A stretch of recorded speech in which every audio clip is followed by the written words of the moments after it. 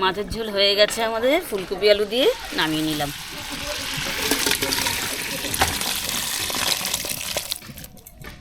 ভালোই লাগছে, কিন্তু পেটটা বেশি ভরা, মাছ অনেক খেয়ে ফেলেছি তো।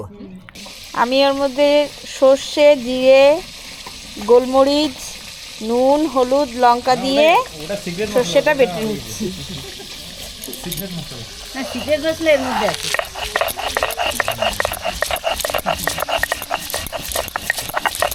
এবার ছোট বড় সব ট্যাংরা একসাথে দিয়ে দিলাম।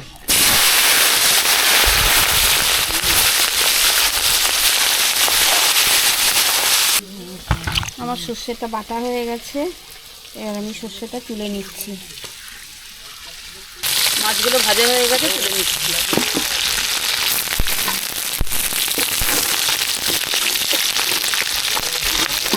ফুলকপি আলুটা ভেজে নেব।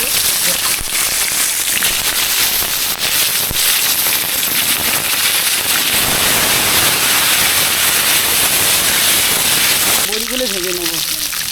তখন কড়ার তেলটা এত গরম হয়ে গেছিল।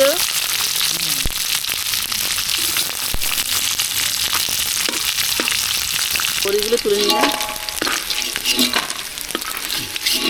চেরা কাঁচা লঙ্কা দিয়ে দিলাম,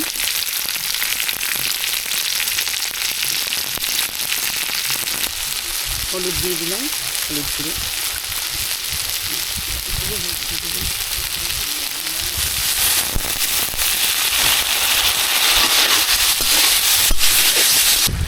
জল দিয়ে দিলাম, মাছগুলো দিয়ে দিলাম ঝোলের মধ্যে।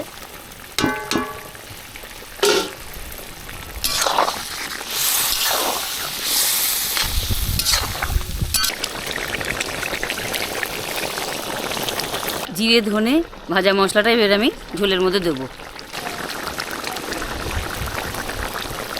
বড়িগুলো দিয়ে দেবো ঝোলের মধ্যে। মাছের ঝোল হয়ে গেছে আমাদের, ফুলকপি আলু দিয়ে নামিয়ে নিলাম।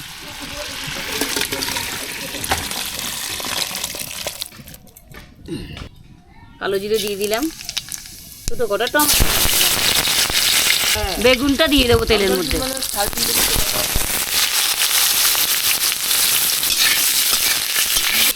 একটু পেঁয়াজ কুচি দিয়ে দেবো,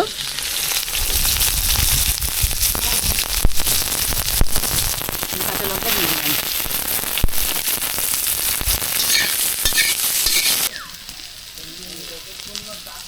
এই সর্ষে জিরে বাটাটা দিয়ে দেবো।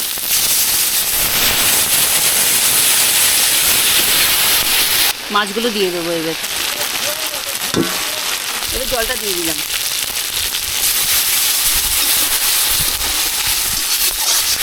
অল্প একটু হলুদ দিয়ে দিলাম।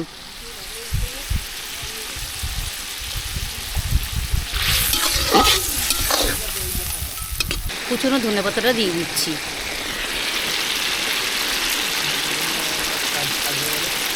বেগুন দিয়া, ট্যাংরা মাছ দিয়া, ধইন্যা পাতা দিয়া, কুচা ট্যাংরা দিয়া হয়ে গেছে ঝাল, নামাই নিতেছি।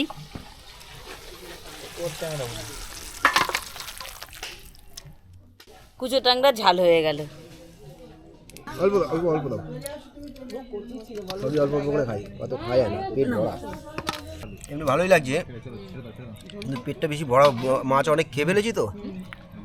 দাও ব্যাস, ব্যাস আর লাগবে না, আর কিছু লাগবে না, ব্যাস যেটা দরকার সেটা নাও।